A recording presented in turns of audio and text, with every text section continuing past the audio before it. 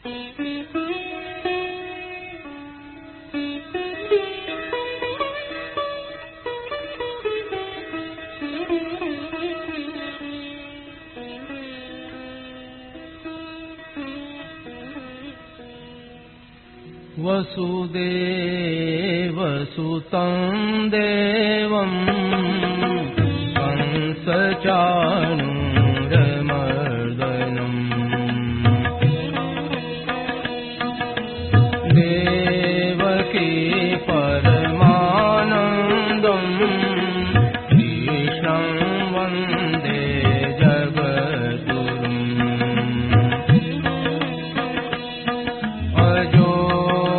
सन्नव्ययात्मा भूतानामीश्वरोऽपि सन्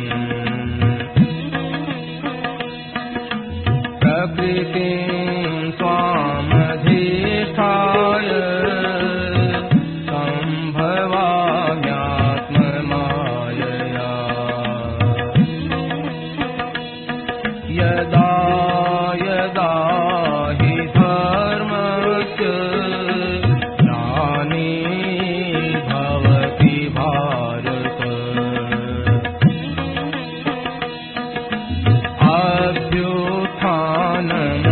अभ्युत्थानमधर्मस्य तदात्मानं सृजाम्यहम् परित्राणाय साधूनां विनाशाय दुष्कृताम्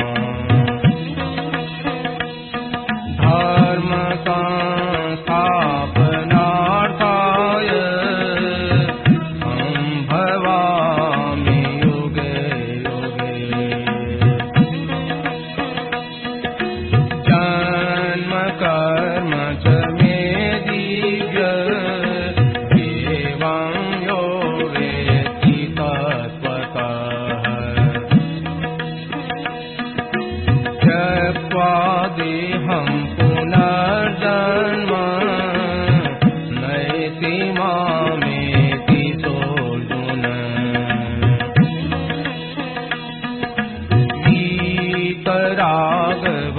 वीतरागभयक्रोधा मन्मया मामुपाश्रिताः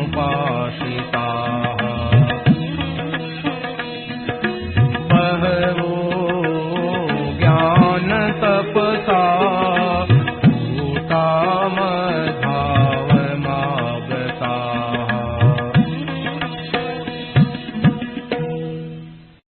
राम श्रद्धेय स्वामी जी श्री राम सुखदास जी महाराज द्वारा चैत्र शुक्ल त्रयोदशी विक्रम संवत 2054 20 अप्रैल 1997 को प्रातः लगभग 8:30 बजे गीता प्रेस गोरखपुर में यह प्रवचन हुआ।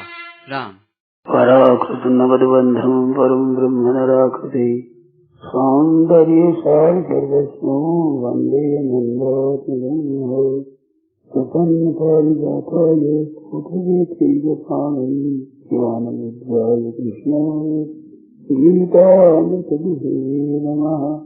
वसुदेवसुतं देवं कंसचाणूरमर्दनं देवकी परमानन्दं कृष्णं वन्दे जगद्गुरुम्। वंशीविभूषितकरान्नवनीरदाभात् पीताम्बराधरुणबिम्बफलाधपुष्पात् पूर्णेन्दुसुन्दरमुखायनेत्रात् कृष्णात् परं किमपि तत्समात्मसाने। हरि ओं श्रीपरमात्मने नमः। श्री गोविन्दाय नमः। श्री गुरु शरणदेवाय नमः। महात्मने नमः।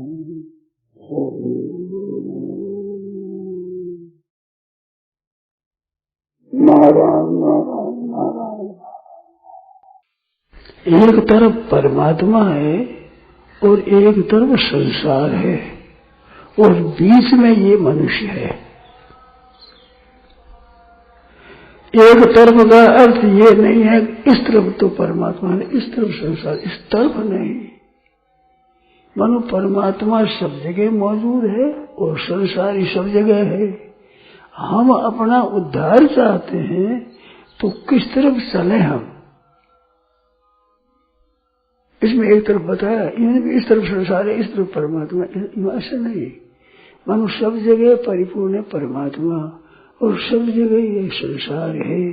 तो हम इस संसार में और परमात्मा में संसारिक तरफ फंसे कि परमात्मा की तरफ चले, ये बात है। ये मेरा मतलब ये तरफ कहने का ये तात्पर्य है। तो संसारिक तरफ चलने में कोई बड़ी भारी महिमा नहीं है। संसारिक तरफ सब चलते हैं, पशु पक्षी कीट पतंग जानवर सब संसारिक तरफ चल रहे हैं। सभी जन्म में मरने की तरफ जा रहे हैं, राग द्वेष कर रहे हैं, हर्ष शोक कर रहे हैं, लड़ाई कर रहे हैं। आहार निद्रा में भय में से सामान्य में तत्पशु भीड़ धराना, खाना पीना, लड़ाई करना, ढंग करना, ईर्षा करना, नींद लेना, ये तो संसार की सामान्य बात है। तो नीचे नीचे कुत्ता है, गधा है, पशु है, पक्षी है, सामान्य सभी करते ही हैं। ऐसा चलना है। और मनुष्य शरीर है, ये संसार की तरफ बहने के लिए, जन्म मरने के लिए नहीं है। संसार की तरफ जन्म मरण के रास्ते जाना और परमात्मा की तरफ जाना जन्म मरण दुखों से दूर होना। और संसार की तरफ जाना जो दुखालय मशाश्वतम, दुखालय है, रसाश्वत है, दुखों का घर है। तो दुखों को जाना और अपना आनंद परमात्मा की तरफ प्राप्त जाना। तो ये एक तरफा बताया मैंने, किस तरफ चलना, अपने को किस तरफ चलना है ये सोचना है। भोगों में और संग्रह में ये अगर लगेंगे तो हम संसारिक तरफ जाएंगे, परमात्मा की तरफ नहीं जा सकते। भोग और संग्रह है तो परमात्मा की तरफ चलने में बाधक है। भोग और संग्रह नहीं है, भोग और संग्रह की रुचि। भोगेश्वरीय प्रसन्नता नाम, भोगेश्वरी नहीं बताया, भोग ऐश्वर्य में प्रसन्नता है।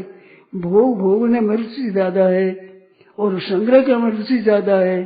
चाहे भोग मिले ना मिले, धन मिले चाहे ना मिले, पर जो इधर की है तो पतन के इधर ही जाएंगे, हम उत्थान नहीं होगा। भोग का परिणाम रोग है, संताप है, जलन है, दुख है, ये होगा। रोग हो गए, शरीर कमजोर होगा, सबसे नुकसान होगा। तो सांसारिक दृष्टि से भी नुकसान है और परमात्मा दृष्टि में तो बिल्कुल नुकसान ही है, पूरा उल्टा ही चलना है। क्यों? परमात्मा तो वो त्याग है, संसार के भोगों का, संग्रह आदि के, रुचि का, आसक्ति का, कामना का, वासना का त्याग है। त्यागा शांतिरनंतरम, त्याग के बाद शांति होती है। तो त्याग ना करके इसे ग्रहण करने की इच्छा है कि धन बढ़ जाए, हमारा मान बढ़ जाए, हमारा नाम हो जाए, लोग हमारे को देखे, हमारा नाम रह जाए, हमारा आदर हो जाए।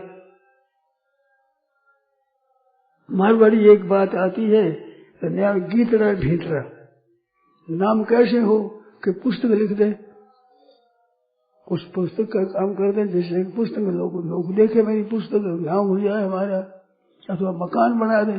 गीतड़ा ढींटरा, गीतड़ा मनु कविता और कोई लेख बढ़िया पुस्तक बना दे, और ढींटरा मन बहुत स्मारक बना दे, बढ़िया बात बना दे, जिसमें लोग देखता रहे, वर्णन करता रहे,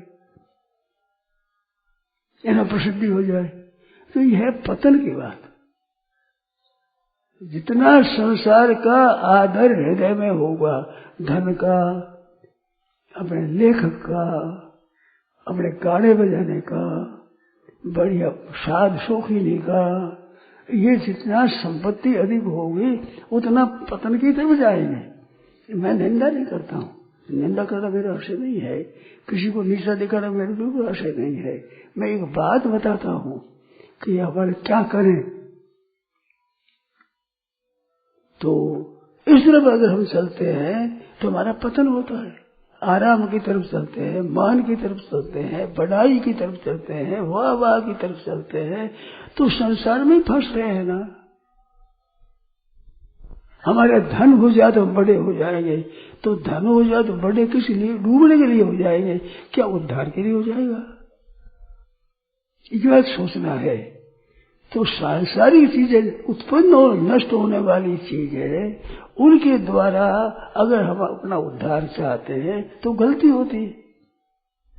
इस तरफ तो पतन ही है, नाशवान के बीच में हम फंस जाएंगे तो पतन क्यों है? क्यों है कि वो नाशवान है। खूब आप ध्यान देकर के सुने।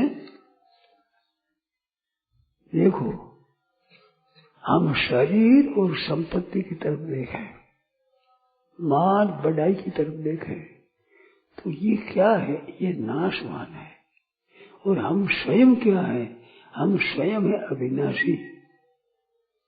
ईश्वर अंश जीव अविनाशी, चेतन अमर सहज सुख राशि। ईश्वर अंश है और अविनाशी है, ये चेतन है और अमन शुद्ध है, मन रहित है, और अनंत सुख का राशि, सुख ही सुख है, ऐसा इसका स्वरूप है। अब ये चेतन अमल सहज सुख राशि इसकी वृद्धि करता है तो ये अपनी तरफ परमात्मा की तरफ चलता है। और बाहर की तरफ शरीर को लेकर, शरीर अच्छा हो गया, ब्राह्मण के घर जन्म हो गया, साधु सन्यासी हो गए, संपत्ति पास में हो गई, वाह वाह हो गई, बड़ा पद मिल गया, महंत बन गए, मंडलेश्वर बन गए, हम अफसर बन गए, बड़े ओहदेदार बन गए, ऊंचे बन गए, तो ये ऊंचापना रहने वाला है क्या? ये सोचना है। ये तो मिट जाएगा। इनके भरोसे हमारी फूंक भर गई भीतर कि हम बड़े आदमी हो गए, ये आफत हो गई नहीं। ऐसा धनी आदमी अगर गरीब हो जाता है, उससे कोई पूछे जी आपका नाम क्या है, तो नाम क्या है, वो दुख हो जाता है। अब उसने पूछा तो क्या अन्याय के हिसाब से, वैसे आपका क्या नाम है, आप कहाँ रहने वाले हैं, उसके मन में आया कि फिर वो ऐसे पूछते, मैं मेरा कितना उसे पद पर कितने नौकर चाकर रहते थे, आज के तू कौन है। अब उसको क्या पता, ऐसा पका हुआ फोड़ा फिर से आएगा, उसको तो पता नहीं बेचारे को। उसने तो साधारण से नाम पूछा, आप क्या नाम है, उसमें दुख आफत। तो ये सुख हुआ आफत हुई। ये कब होती है? जब अपनी बढ़ाई चाहता है, अपना नाम चाहता है, तब ये दशा होती है। क्योंकि ये सदा तो रहने वाला है नहीं। क्या सदा रहेगी? पद सदा रहेगा, संपत्ति सदा रहेगी, लेखक भी सदा बड़े रहेंगे, गवैया भी बड़ा रहेंगे, अच्छे व्याख्यानदाता भी सदा बड़े रहेंगे। तो सदा बड़ा नहीं रहेगा, उसके भरोसे अपने को बड़ा माने, अरे आप बने रहोगे, अरे ये चीज हाथ से निकल जाएगी, तो क्या दशा होगी? ये जो सोचे अपना, इसमें विचार करें, क्या बड़पन हरदम में रहेगा? और वो बहम पड़ गया मैं बड़ा हूं। आज लोग बड़ा पद देते तो उसको बड़ा मानते हैं, महान अहित हो रहा है, उनके विचार का नाश हो रहा है। पद देने से लोग समझते हैं हमने सम्मान किया, पर सम्मान नहीं हुआ है उसमें। इसका अर्थ ये नहीं कि बड़ों को आदर नहीं देना, ऐसा बिल्कुल नहीं है हमारा। बड़ों को आदर देना चाहिए, सम्मान देना चाहिए, सब ठीक तरह से। परंतु लेने वाले की दशा क्या होगी? तो लेने वाले हम बनते हैं, ये गलती है। देने में कोई हर्ज नहीं। गोस्वामी जी महाराज ने विनय पत्रिका में लिखा है, अधिक प्रीति पूजाए में की, पूज में की थोड़ी। पूजाने की तो ज्यादा रुचि है, पूजा करने की रुचि कम है। अपने गीत गवाने की तो रुचि है, पर दूसरों गीत गाने की रुचि नहीं। आदर पाने की रुचि है, पर आदर करने की रुचि नहीं। प्रशंसा हो जाए इसकी तो भूख है, पर प्रशंसा करने की रुचि नहीं। सुख दे सब हमारे अधीन हो गया, हमारा कहना माने, ऐसा तो है, पर हम कहना माने इनका इधर नहीं है। अपने जीवन का अध्ययन करके देखे, हम जा रहे हैं किधर, फंसने की तरफ जा रहे हैं। ये संसारिक तरफ है, ये संसारिक तरफ। और जहां इनके त्याग करते हैं, ये परमात्मा त्यागात शांति अनंतरम। त्याग ये नहीं है बाबा जी बन के त्याग हो गया, ये स्वांग है त्याग, त्याग नहीं है।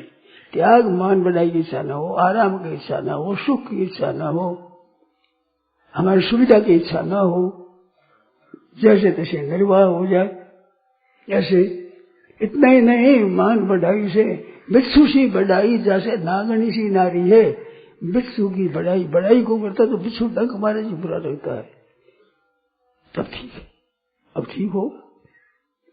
ये जब बढ़ाई अच्छी लगती है तब तक हम तो संसार में जा रहे हैं। जब रसना खटर साखे तब तक है घर माही साधु, असल वैराग ये नहीं, असल त्याग ये नहीं, असल त्याग नहीं है। आदर करे अच्छा लगता है, महाराज करे बड़ा अच्छा लगता है, ये त्याग हुआ तो भोग हुआ। ये जरा पारमार्थिक उन्नति हम चाहते हैं तो त्याग है, भोग है। ये महाराज जी सबको नमस्कार करो, सब आदर करे, बड़े करे, ये भोग है, ये त्याग है। ये जो मान बढ़ाई चाहना है, प्रशंसा चाहना है, आराम चाहना है, सुख सुविधा चाहना है, ये चाहना है, ये भोग है। और भोग में अंत में रूप होगा, संताप होगा, धन होगा। भोगी कभी दुख से बच सकता नहीं, नियम है। जो सुख भोगेगा दूसरों से वो दुखी होगा ही, क्यों? दूसरे सुख देने वाले तो वो कम मिलेंगे तो दुख होगा ही। दूसरों को भरोसे सुख भोगते, दूसरों के आधार पर सुख भोगता है। सुख तो वो है कि भीतर से पैदा हो जाए। ना सुख काजी पंडिता, ना सुख भूप भया, सुख सहजा ही आवश्यक, ये तृष्णा रोग गया। ये चाहना के रोग से मर जाएगा, सुख सहजा ही स्वाभाविक आ गया। क्योंकि सहज सुख राशि, चेतन अमल सहज सुख राशि। तो सहज सुख राशि कब मिलेगा? जब बाहर से सुख नहीं लेंगे, तब बाहर से सुख लेंगे तो सहज सुख राशि को दब जाएगा। सुख कैसे मिलेगा? वो प्रकट ही नहीं होगा, आफत ही आफत आवेगी। दूसरों के भरोसे सुख तक रहेगा, वस्तुओं के भरोसे सुख है, जनता के भरोसे सुख है, सुख सुविधा के द्वारा सुख है। ये सुख रहने वाला है? ये लोलुपता जो बढ़ेगी, जो दुखी अधिक होंगे, पतन होगा। तो मैंने इस तरफ हम सोचते हैं ये संसारिक तरफ चलना है, और त्याग है हमारी इच्छा नहीं है, ना मान की इच्छा है, ना बढ़ाई की इच्छा, ना सुख की सुविधा की। हमारी इच्छा भगवान का भजन बने, भगवान में मन लगे, भगवान की बात सुने, भगवान के नाम का कीर्तन करे, भगवान की पद गावे, भगवान की लीला सुने, इसमें मन लग जाए तो ये है उन्नति। ये भगवान की तरफ चलना होगा और ये संसार की तरफ चलना होगा। तो हमारे सामने दोनों मार्ग है, दोनों अवस्थाएं हैं। तो हम उद्धार चाहते हैं, पतन चाहते हैं। जब तक मान बढ़ाई आदर सत्य सुख और सुविधा चाहते हैं तब तो बड़े कैसे होंगे? ये चाहना इतनी खराब है, चाह चूड़ी रामदास सब नीचों से नीच। तू तो केवल ब्रह्म था, ये चाहन होती बीच। ये चाहते तो तू केवल ब्रह्म है। संसार की चाहना किंचित मात्र नहीं है। क्या है? परम पद है ये तत्व मुक्ति है, जीवन मुक्ति है। ये संसार सुख जीने की, मान की, आदर की, सुविधा की इच्छा सर्वथा निकल गई, जीवन मुक्त है। महान आनंद होगा, महान। क्यों होगा? कि चेतन अमल सहज सुख राशि है। अब सहज सुख राशि कब बने? कि जब जो उत्पन्न होने वाले सुख ने छोड़े तब सहज सुख मिले। उत्पन्न होने वाले सुख हम छोड़ते नहीं, जो सहज सुख मिलता नहीं, दुख पाते ही रहेंगे जुगों जुगों तक। ब्रह्मा जी की आयु बीत जाए तो कभी शांति मिलने की है ही नहीं इस मार्ग, निश्चित बात समझिए। ऐसी सुख की आशा से अन्याय होते हैं। अर्जुन ने पूछा, महाराज अथ केन प्रयोते पापम चरति पुरुष अनिच्छन भी। जो पाप करना नहीं चाहता वो भी पाप आचरण करता है। क्यों करता है? महाराज अनिच्छन है, इच्छा नहीं करता। पाप करने की इच्छा नहीं है फिर भी पाप कर बैठता है। क्यों करता है? किसके न प्रयुक्त, किस प्रेरित हुआ? किसने कान पकड़ करके इसको पाप में लगा दिया? जो पाप करना चाहता नहीं है फिर पाप करता है। तो भगवान ने कहा काम है। ये जो कामना है मन में, सुख पाने की, आदर पाने की, धन पाने की, दूसरों से सुख पाने की इच्छा, ये पापों की मूल है। अब हम बड़े हुए तो संसारी दृष्टि बड़े हुए तो आफत हुई है ना। ये इसको ही बढ़िया माना, ऊंचा माना, ध्येय माना अपने जीवन का, उसका कल्याण होगा। भोगैश्वर्य प्रसंगता नाम तया प्रतिषेधता। भोग ऐश्वर्य में आसक्त है, इसको ही चाहना है, वो परमात्मा की प्राप्ति कहते। व्यवसायत्मक बुद्धि समाधो न विधि परमात्मा विषय निश्चय बुद्धि नहीं होती कि मेरा कल्याण ही करना है, ये भाव ही पैदा नहीं होगा। व्यवसायत्मक बुद्धि एक यार बुद्धि व्यवसाय ना अव्यवसायी है, कई तरह बुद्धि हो, कई तरह की चाहना, कई तरह भोग बुद्धि अव्यवसायी ना बहु शाखा अनंतदास है। अनंत बुद्धि हर एक एक कई शाखाएं। बेटा चाहिए, बेटे के लिए मंत्र जप करेंगे, देवता की आराधना करेंगे, औषधि लेंगे, क्या करें, कहीं यात्रा करें, कहीं देवता जावे, एक एक धन चाहिए तो क्या करें, व्यापार करें, कोई नौकरी करें, कोई अनुष्ठान करें, यज्ञ करें। भरतृहरि नहीं कहता है मंत्राराधन तया, मंत्राराधन किया, श्मशान नीता, श्मशान निशा, रात रात रातों जगह धन मिल जाएगा, पूजन मिल जाएगा। उत्खातम निधि संज्ञा क्षितलम धाता गिरी धातु, पर जमीन को जगह जगह सूझा कि ऐसे पहले आदमी थे, ऐसे शहर था, तो यहाँ धन मिलेगा। उत्खातम निधि संज्ञा, निधि मिल जाएगा, खजाना मिल जाएगा। उत्खातम निधि संज्ञा क्षितलम धाता धातु, कि ये पर्वत है, पर्वत के बीच में शिलाजीत होती है, पर्वत चांदी चांदी होती है, सोना होता है, पद्म की धातु होते हैं, तो उनको बहुत जलाया थोड़ा थोड़ा किसी तरह मिल जाएगा। मंत्राराधन तत्परे मनसा नीता श्मशान दिशा, मशाना में बैठ करके मुर्दे के ऊपर बैठना और गले की पूंछ की तुम्हारी डोरा बनाना, ऊँट के दांत का मणिया बनाना, उस गद्दे पर बस बैठ रात जप करना, बहुत किया उसने। अब ऐसी नीता श्मशान दिशा और नगरी जानते वास्तव बड़े बड़े राजा महाराजा ने सेवन किया, बड़ी शीतल मैंने कैसे वे क्रोधी तत्तार न करे। भीतर में जलन हो रही है, दुख दे रहा है, कष्ट हो रहा है, चुभ रही है बात, पर वो विराजी हो जाए। भक्ति कहता है तृष्णे धुना, हे तृष्णा देवी अब तो पिंड छोड़, तेने कितना बताया मेरे को, मैंने नाचा जाए तो ये क्या संसार से चलना। न्याय अन्याय की परवाह नहीं है, अन्याय पूर्वक, अन्याय अर्थ ज्ञान आशी संपत्ति है।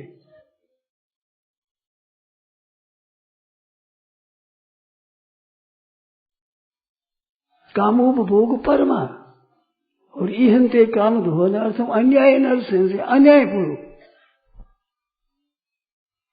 अब हम हमारे गीता प्रेस में, मैं निंदा नहीं करता हूँ, बात आई कहता हूँ, गीता प्रेस में आए तो ये धार्मिक संस्था है, तो धार्मिक संस्था की सेवा करें, किसी सेवा लें, ये भी होश नहीं आता। क्या कर रहे हैं, कैसे कर रहे हैं, चाहते हैं अपना कल्याण, चाहते हैं जहाँ दान पुण्य करना चाहिए वहां से भी सुख लेने की इच्छा रखें, सेवा करने की इच्छा रखना चाहिए, किस तरह हमारे द्वारा सेवा हो जाए।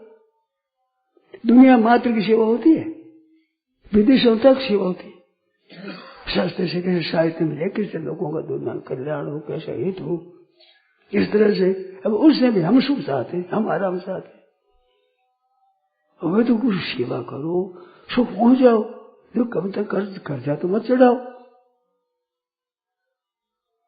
गोविंद भवन में पहले मैंने सुना है, मैं गया जिससे पहले की बात है, 50-60 वर्ष तो मेरे को, 60 वर्ष से ऊपर हो गया मेरे को। इनसे पहले थे जो कहते हैं कि भाई ये बिजली का बिल तो मैं चुकाऊंगा, ये कर मैं चुकाऊंगा, नौकरी ये मैं चुकाऊंगा, ऐसी बातें थी, वो लोग देते थे। अब उसे लेने लग गए। अब गोविंद भवन में रहते हैं और वहां भाई बात याद आ गई, मैं निंदा नहीं करता हूँ, निंदा की मेरी नीयत नहीं है, मैं एक बात कहता हूँ, वृत्ति क्या हुई है, उनमें बिजली लगा के उनसे चाय बनाते हैं, दूध पीते हैं, अब खर्चा आता है फ्रेश में भवन में, ख्याल नहीं है, ये लगे अच्छी बात है। ऐसी नियत हो गई है, धर्मार्थ औषधालय है, धर्मार्थ माया गला में फरमा मोड़ के देती थी, सेवा करने का भाव पहले ज्यादा था कुछ, तो यहाँ से पहले धर्मा मोड़ के भिजवा देती। ठीक याद दिला दी। तो हम सेवा करें, सेवा लें, क्या कह रहा था?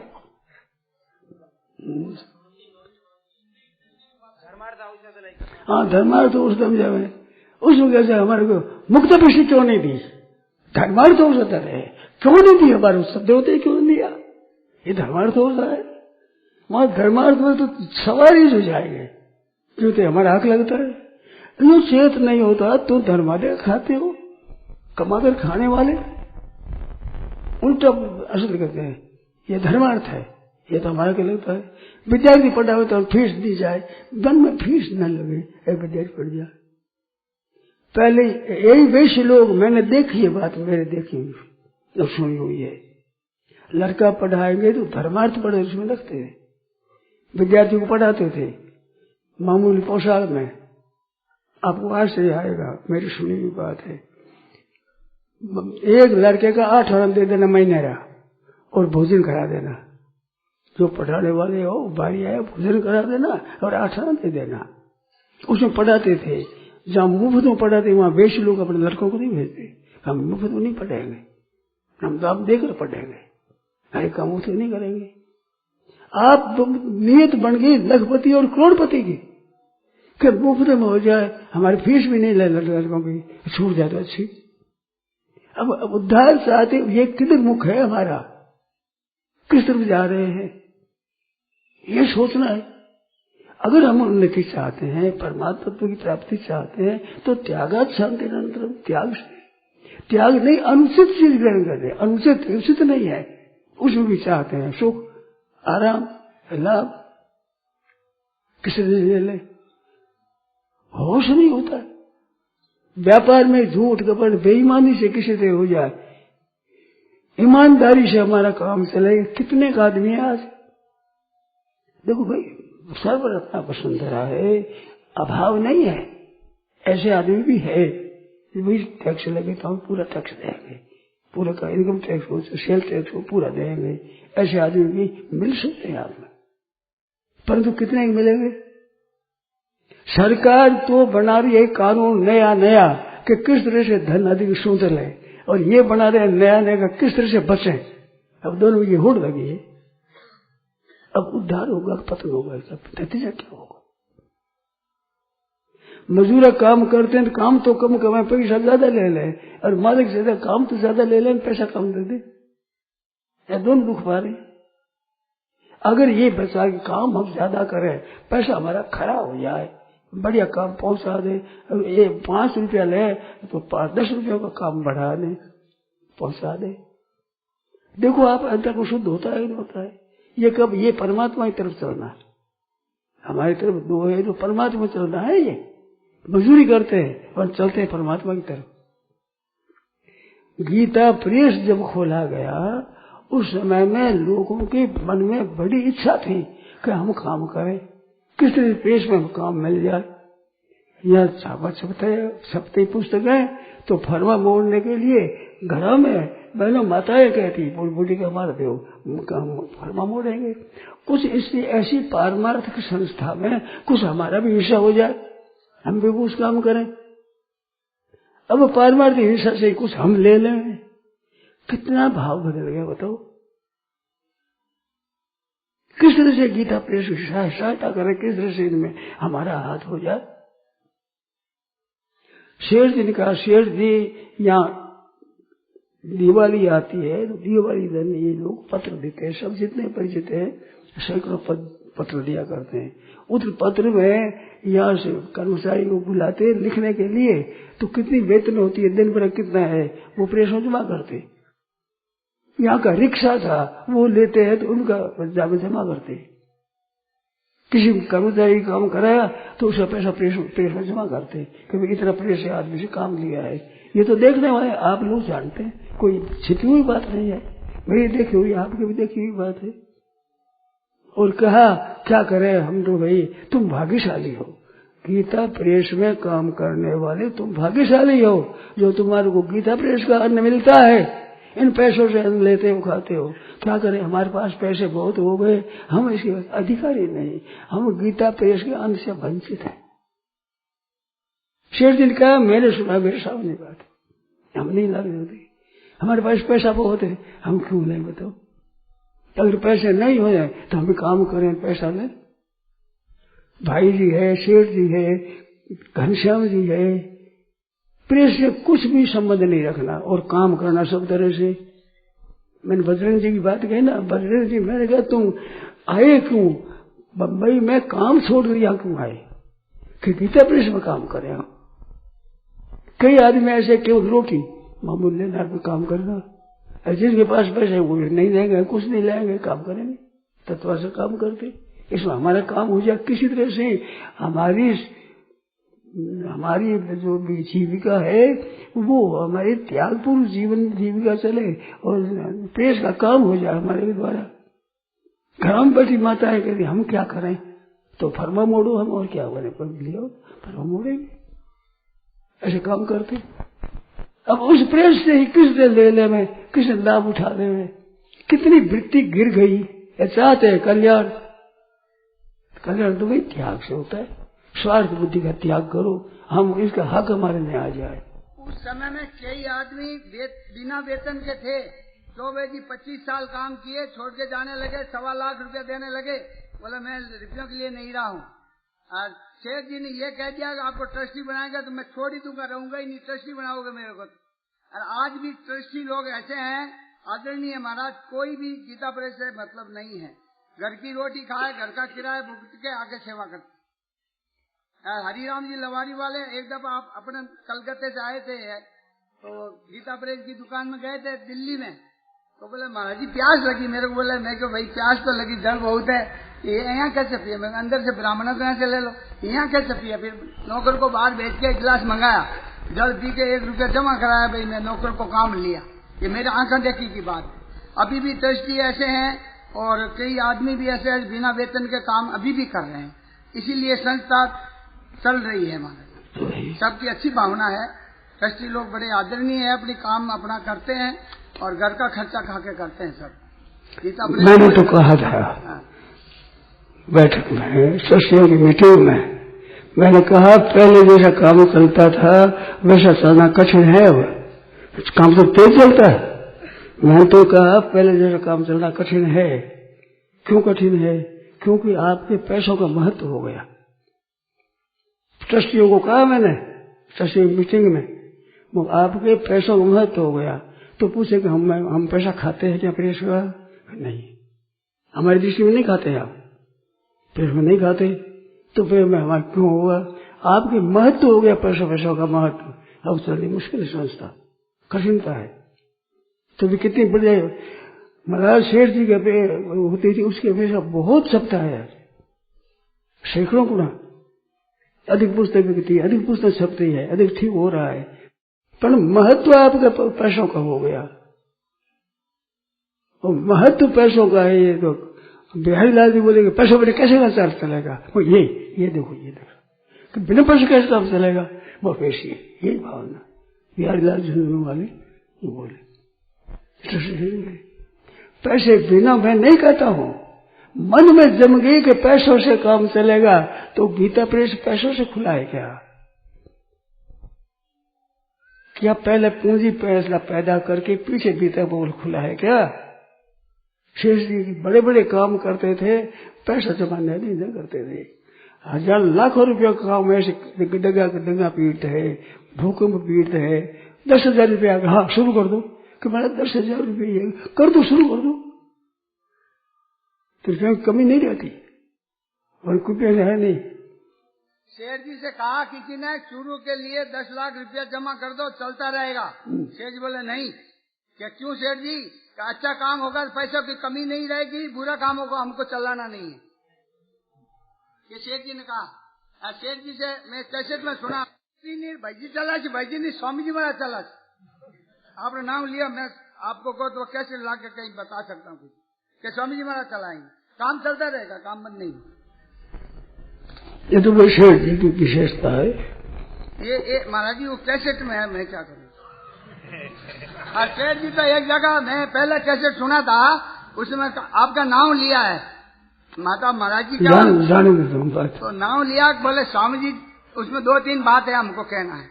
तो स्वामी जी महाराज ज्ञान का 50 आदमी मेरे को मिलते तो कलयुग के ऊपर मेघ लगा देता मैं।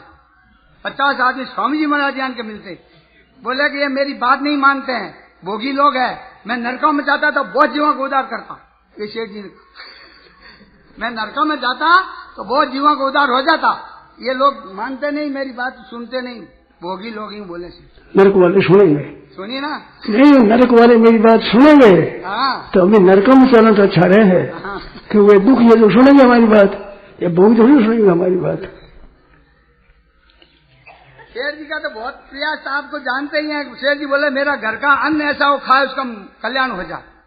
शेर जी तो ऐसे जो उनका 2-3 कर्म योग ज्ञान योग की 2 टोली बनाना चाहते थे शेर जी। 3 टोली, ये कर्म योग ज्ञान योग की भक्ति हो गई, नहीं बना सका। ये लोग जानते हैं, अपने आगे होकर बोलते नहीं, सब जानते।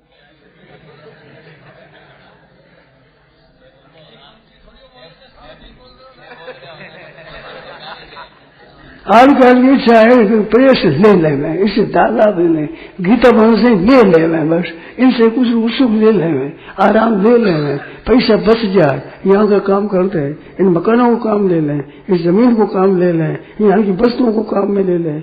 ये दशा हो गई, कितनी पतन की बात है।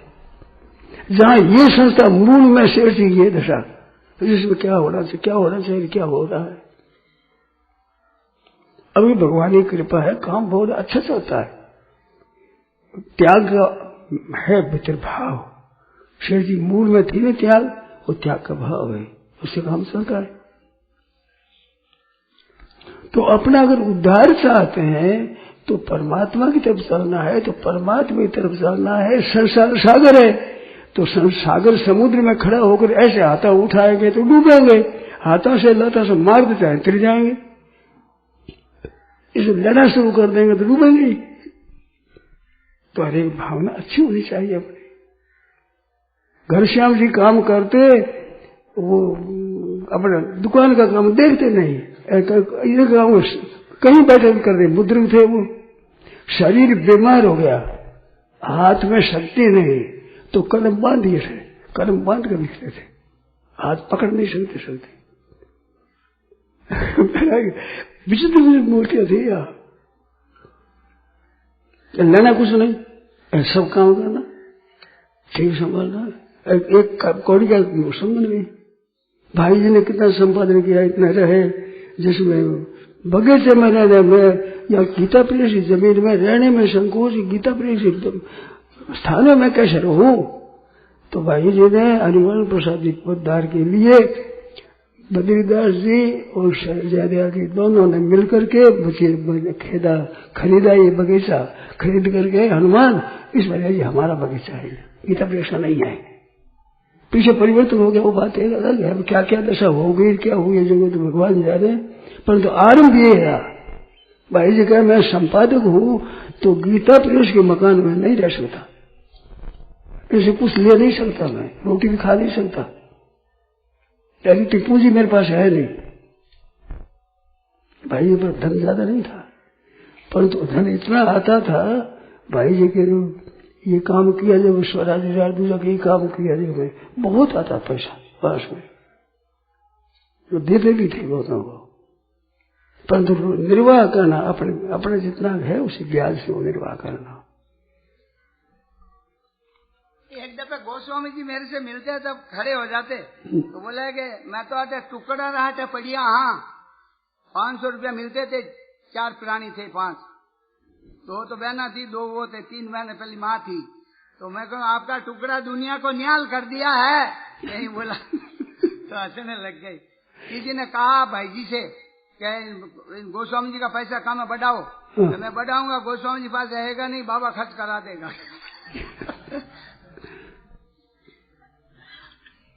नमूने में नमूना, कैसे कैसे व्यक्ति थे। शेठ जी के तो पैसा है भिष्टा के समान, भाई जी के है पेशाब के समान, घनश्याम जी के रेत के समान। आपके भिष्टा से भी नीचा। हमारे तो कपड़ों के लायक मैं काम नहीं करता हूँ। साधु को जैसा होना चाहिए ऐसा मैं आप क्या कहूँ, निकमा बोलना है। अब कपड़ा रंगा हुआ है ही, पर मैं जैसा चाहता हूँ ना वैसा जीवन नहीं है। शेर जी कहते थे हमारा प्रेस हम चाहते जैसा बढ़ा नहीं सका, ऐसा प्रेस बढ़ नहीं सका। हम चाहते जैसा प्रेस का अन्न खाओ तो मुक्ति हो जाए, कल्याण हो जाए, ऐसा भी मैं चाहते। शेर जी की बात ये लोग माने नहीं महाराज। शेर जी बोले कि भाई पुस्तक का पैसा मत बढ़ाना, तो बोले महाराज लेबर का बढ़ जाएगा, कागज का बढ़ जाएगा, फिर क्या करेंगे, उसकी चिंता आप मत करना, मैं करूँ। बोले टीटागढ़ कंपनी को अपना विरोधी है अंग्रेज थे, उनको भी भगवान निमित्त बना के इतना कागज गिराया, सस्ता चला, तो भगवान निमित्त किसी को बना दे। तो जैसे कपड़ा की एक दुकान बनी ऐसे और भी बन सकते, पर ये लोग थोड़ा नीचे उतरते गए, भगवान देख के काम चलाते, चलाने दो। पैसा बढ़ाने का बहुत विरोध था, पुस्तकों को पैसा नहीं बढ़ाना।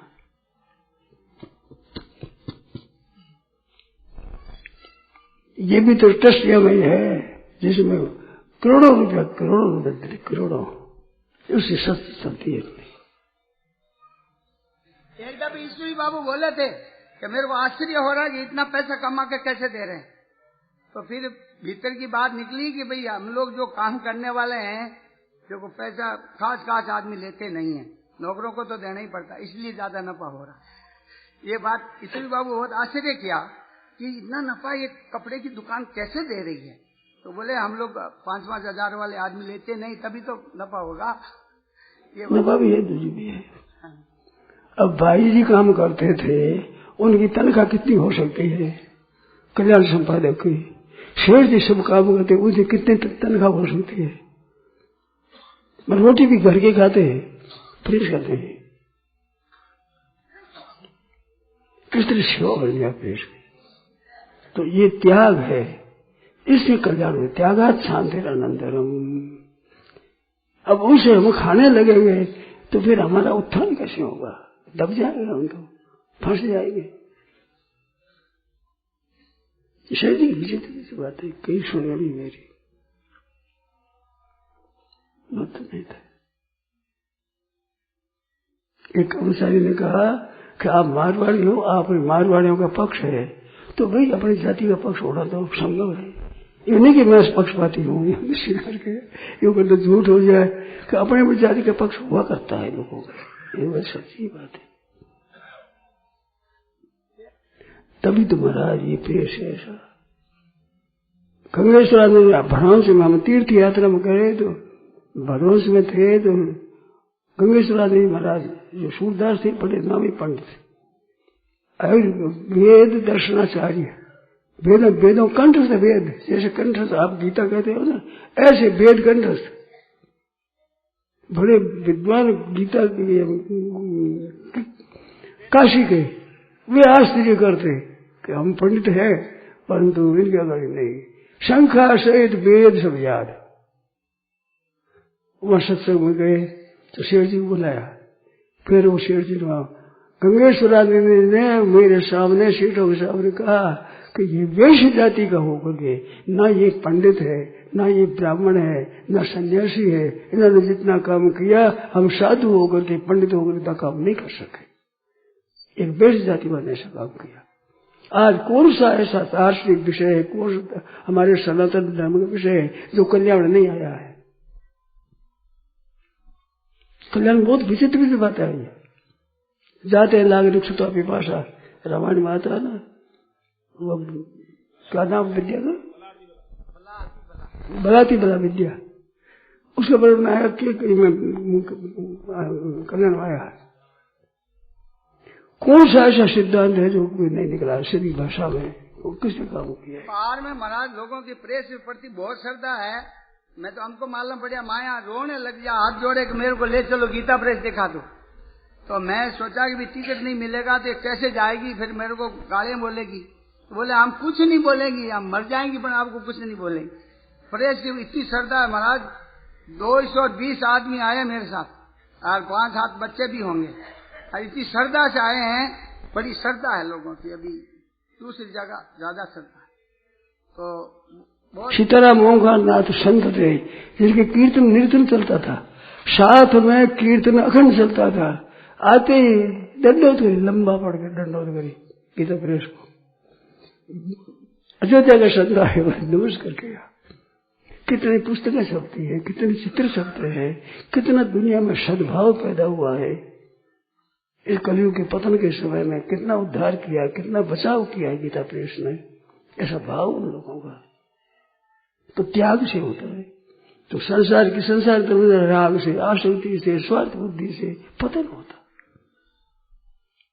भाव होना चाहिए किस तरह से हमारी सेवा हो जाए, कुछ भी किसी अंश में सेवा हो जाए तो निहाल हो जाएंगे। ऐसा मौका हर एक थोड़ी मिलता है। वहाँ बीकानेर में अपने गए रामपाल जी वगैरह बाबू को बोलने के लिए, तो बोले कि हम तो मालूम नहीं, आप स्वामी जी महाराज चल यहाँ जा रहे हैं सब लोग। मेरे को मालूम पहले होता 2 डब्बा लगा देता, पर आप एन वक्त पर क्या करूं, मैं एक दिन पहले कहना था। स्वामी जी महाराज का मेरे को मालूम नहीं, मैं देख यात्री लोग जा रहे हैं कहीं। वो आश्चर्य करते हैं कि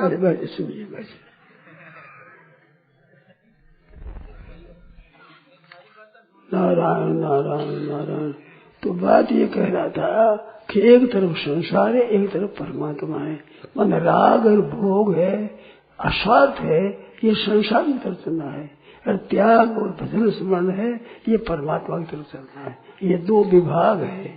तो अपना कल्याण चाहते हो तो सुनो, संसार का आश्रय मत हो। क्या कहते हैं, सुनो भाई, सुन क्या कहते हैं। कहती है कि हमने आपका लेख पढ़ा था, इसमें लिखा था कि मन बुद्धि अपने नहीं है। ये समझ में नहीं आई, कैसे इसकी उपेक्षा करो, कैसे करें, समझाइए। इसकी उपेक्षा भाई बैठो, मैं बताओ। अब यही बात बताओ, बहुत बढ़िया बात है ये। आप लोग ध्यान देकर सुने। ये 7वां अध्याय अभी प्रेस में दे दिया क्या? 7वां अध्याय प्रेस में दे दिया है, अब छपने वाला है। उस बातें आई है ये साफ। अब ध्यान दो, बात बताओ। बच्चे ने पूछा, वो 7वें अध्याय में भगवान बहुत खुश हुए। मैंने ये बात यहाँ व्याख्या में कह चुका हूं मैं। मानो योग वृक्ष की गति के विषय में 6ठे अध्याय में अर्जुन ने प्रश्न किया। उस प्रश्न के उत्तर में भगवान ने योग की बहुत महिमा कही। तपस्वी भी होगी, ज्ञानी भी मत अधिका, कर्मी भी साधु होगी, तस्माद योगी भगवान। योगी ना सर्वेशम, जितने योगी, ज्ञानी योगी, हरि योगी, लीला योगी, मंत्र योगी, राज योगी, मंत्र योगी, अनासत योगी, कई योग है। योग नाम सर्वेशम मदगते अंतरात्मना, मेरे में प्रेम और श्रद्धावान भजते हुआ, प्रेम श्रद्धा पूर्व मेरा भजन करता है, वो युक्ततम है, सबश्रेष्ठ है। सब जितने योगी वो सबसे श्रेष्ठ है। ऐसी बात भगवान ने कही। जब भगवान की बात उमड़ आई, कोई बात कहते हैं ना तो भीतर से प्रवाह आता है। तो भगवान ने 7वां अध्याय में अर्जुन ने नहीं पूछा है, 30 श्लोक है, भगवान ने खुद ने अपनी तरफ से कहा, बड़ी महिमा कही। 7वां 9वां है, 2 में ज्ञान विज्ञान का वर्णन किया भगवान ने, ज्ञान और विज्ञान। तो 7वें में कहा, 8वें अर्जुन ने पूछ लिया तो वो 8वां कहा, 9वें फिर वही शुरू किया, 10वां वही शुरू किया अपनी तरफ से भगवान ने। तो ज्ञान विज्ञान कहते हुए कहते हैं ऐसी बात का, मनुष्य नाम सहस्रेषु, हजारों मनुष्यों में, बच्ची ने कहा वो पूछ रहा, ध्यान देना आप, हजारों मनुष्यों में कोई यत्न करता है परमात्मा की प्राप्ति के लिए, इसलिए बहुत कम यत्न करते हैं। यतता में भी सिद्धा नाम, यत्न करते हुए सिद्ध ज्ञान योगी, भक्ति योगी, लय योगी, हठ योगी, राज योगी, मंत्र योगी, अनसद योगी सिद्ध हो गए, परमात्मा तत्व को प्राप्त हो गए। योगी नाम सर्वेशा मदगते अन्य बता, तो उसे सब श्रेष्ठ है।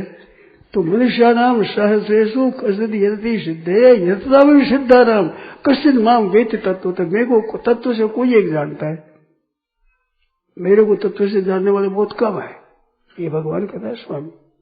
इसके बाद में चलाया तो प्रकरण चलाया कि भूमि आप अनल वायु खंग मन बुद्धि अहंकार, ये 8 प्रकार के भेदों वाली अपरा प्रकृति है। भगवान की जो प्रकृति पुरुष 2 है ना, प्रकृति जड़ है, परमात्मा चेतन है, तो ये 8 भेदों वाली अपरा प्रकृति है। भूमि पृथ्वी जल तेज वायु आकाश 5 तो ये, और मन और बुद्धि अहंकार, ये अपरा प्रकृति है। ये और परा प्रकृति है जीव भूतम, जीव है वो मेरी परा प्रकृति है, उत्कृष्ट श्रेष्ठ प्रकृति है। तो बताया ये कि 8 प्रकार के भेदों वाली प्रकृति जड़ है। अब 7वां अध्याय दिया है प्रेस में, छप जाए तो आप देखना उसको, उसमें लिखा है, वो साधक संजीवनी में लिखा है, पर उसके बाद जो बातें आई है वो उसमें लिखी है। तो 8 प्रकार के भेद वाली अपरा मानो जड़, नाशवान, परिवर्तनशील, पृथ्वी है जड़ता में, और मन और बुद्धि अहम में परिवर्तन होता है, परिवर्तनशील है ये। और परा प्रकृति है जीव भूता महाभाव, जीव रूप ये परा प्रकृति मेरी, इसमें परिवर्तन नहीं होता, ये बदलते नहीं। आप आचार करोगे, आपका शरीर मन बुद्धि सब में बदला हुआ है, पर आप बदल गए क्या? बचपन में थे आप वही है कि आप ही बदल गए? शरीर के बदलने से अपना बदलना मान लेते हैं, आप नहीं बदले, ये सब बदला, मन बुद्धि इंद्रिया ये सब बदली है, बदलने वाली है, ये नाशवान है, क्षणभंगुर है, तो आप नहीं बदलते हो। तो ये परा प्रकृति है जीव भूत माहौल, ये धारी जगत, इस जगत को धारण कर रखा है। इस जीव रूपी प्रकृति ने संसार को धारण कर रखा है। संसार किसकी दृष्टि में है? जीव की दृष्टि में। भगवान की दृष्टि में मत्ता परतरम नान्यत किंचित, मेरे सिवाय कुछ नहीं है।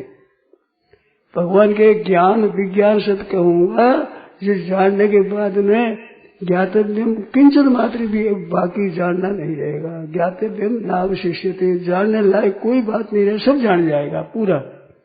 क्योंकि मत्ता परतरम नान्यत किंचित से जन्म लेगा, मेरे सिवाय कुछ है ही नहीं, फिर मेरे को जान गया, फिर जाना क्या बाकी रहा, पूरा जानकार हो जाएगा। उस जानकार दी गई 8 भेद हमारी अपरा प्रकृति बताया, और परा प्रकृति बताया जीव भूतम, जीव को चेतन है ये, तो जड़ प्रकृति है।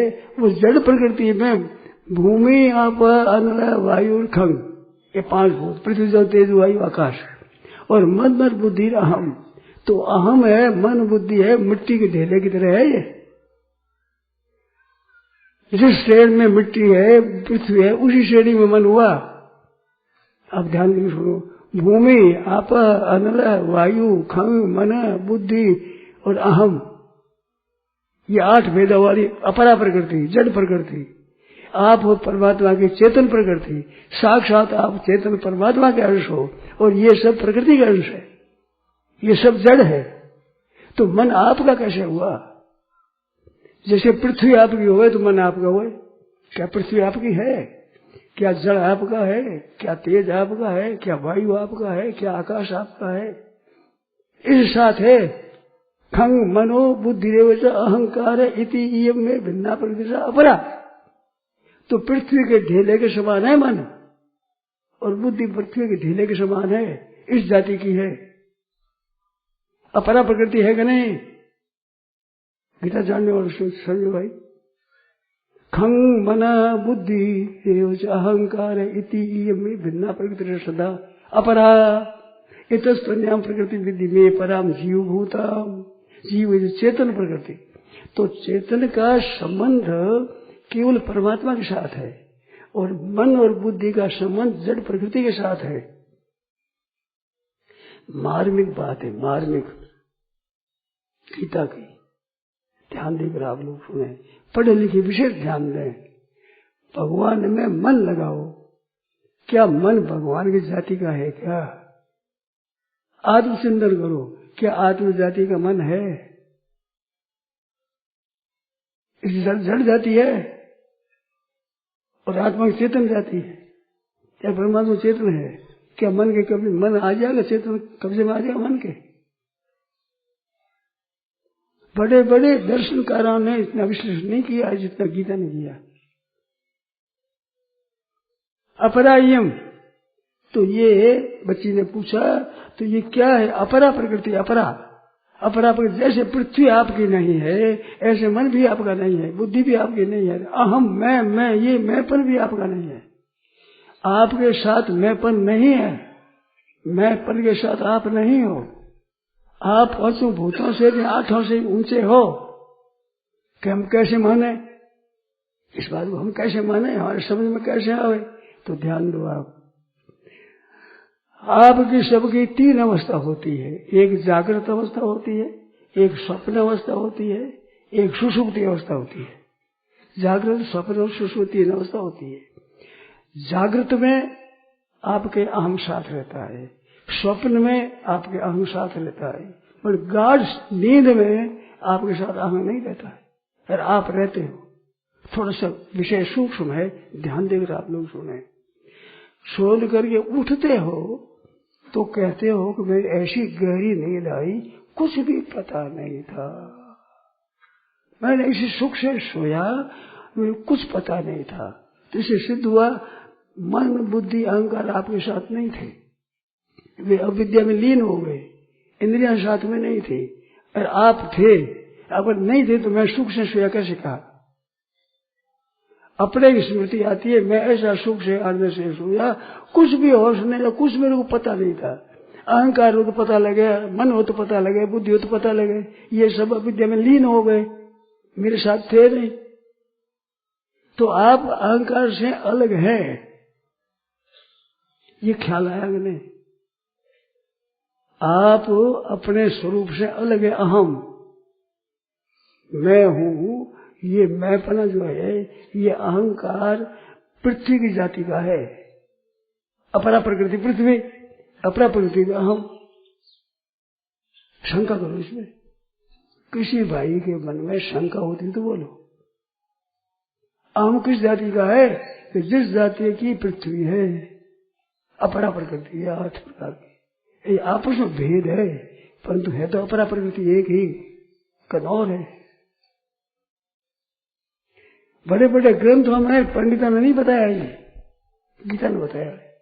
गीता की बहुत विलक्षणता मैं देखता हूँ, बहुत विलक्षणता गीता की, अलौकिक विलक्षणता है। शंका करो इसमें।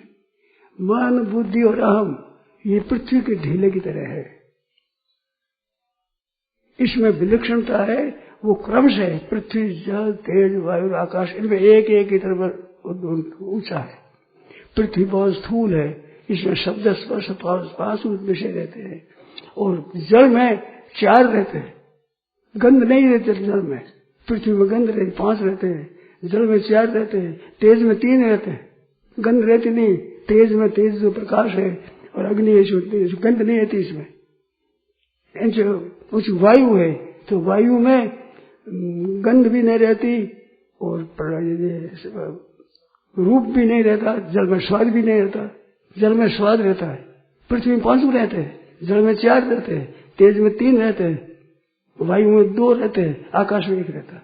आकाश में शब्द के सिवाय कुछ नहीं है। एक शब्द है, क्या स्पर्श कर सकते हो, क्या देख सकते हो, साख सकते हो? तो शब्द स्पर्श रूप रस, स्पर्श रूप रस गंध आकाश में नहीं होते। आकाश में होते हैं वो खंग मन, फिर मन में नहीं रहते। ये आकाश में शब्द रहता है, ये शब्द होता है, ये आकाश से होता है। जहाँ शब्द होता है आकाश से होता है।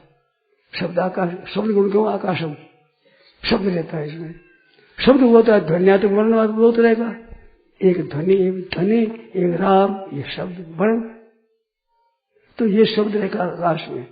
आकाश से ऊंचा है मन, मन में शब्द नहीं है। मन में बुद्धि अहम ये 3 अंतःकरण है, ये बहिकरण है। अंतःकरण में पृथ्वी जल तेज आकाश नहीं रहते, शब्द रूप रसगंध नहीं रहते, परंतु विलक्षणता एक है मन की। मन बुद्धि अहंकार की एक विलक्षणता है। वो क्या विलक्षणता है कि ये 5 विषयों के ऊपर शासन करता है। मन होता है तो शब्द का ज्ञान होता है, मन होता है स्पर्श का ज्ञान होता है, रूप का ज्ञान होता है, रस का ज्ञान होता है, शब्द का ज्ञान होता है। मन नहीं हो तो ज्ञान नहीं होगा। ऐसे खुली बैठे आएगा, सामने आदमी को पता नहीं लगता जब मन नहीं हो। मन नहीं हो तो एक व्याख्यान सुनते हुए मन और तरह चला गया, नहीं सुनोगे आप। तो मन है 500% निग्रह करता है, निग्रह करता है, पर मन में निश्चय नहीं है। यूं करेगी, यूं करेगी, यह बात आई, वह बात आई, कोई तरह आई चलेगी। निश्चय करती है बुद्धि। इंद्रियाणि पराण्याउ इंद्रियेभ्यः परं मनसस्तु परा बुद्धि। बुद्धियो बुद्धि परतस्तु बुद्धि आत्मा मान पर माता परम अव्यक्तम अव्यक्तात् पुरुषा पर पुरुषान्न परा के साकाष्ठाशा परा गति। तैतरीय पुरुष आता है। पुरुष जो चेतन है उससे परा नहीं है। तो पुरुष तो है चेतन, इसके सिवा सब है जड़ है। तो आपको मिला हुआ है, आपका रूप नहीं है। मिली हुई चीज मेरी हो गया, ये मेरे को मिली, क्या मेरी हो गई? तख्त पर बैठ जाओ तो मेरा हो गया क्या? मन बुद्धि इंद्रियां मिली हुई है, आपको मिली है, बिछुड़ जाएगी। गाढ़ सुषुप्ति के समय आप इनके अभाव का अनुभव करते हो। मेरे को कुछ भी पता नहीं था, क्योंकि अहम ही नहीं था उस समय। वो अविद्या में लीन हो गया, नींद में लीन हो जाता है, जैसे जल में डूब जाए ना, इस तरह से। कैसे लीन हो गया? तो बताओ एक चीज। एक कोई बहन जल भर रही थी, तो कुएं में से जल भर रही थी, और जब वो डोरी लेकर के बर्तन भीतर लगा बाल्टी, तो चली, उसे झटका लगा तो नथ गिर गई। नथ थी, डोरी के साथ झटका लगे, कुएं में गिर गई। कुएं पर खड़ी करते थे। अब नथ गिर गई, तब क्या करें? तो किसी तेड़ को दबाया, भाई नथ गिर गई से सोने की, तो बहन मैं ला दूंगा। तो वो आया, 2-3 बार डुबकी लगाई, तो डुबकी लगा के बाहर आकर कहता अभी नहीं मिली है। फिर डुबकी लगाई,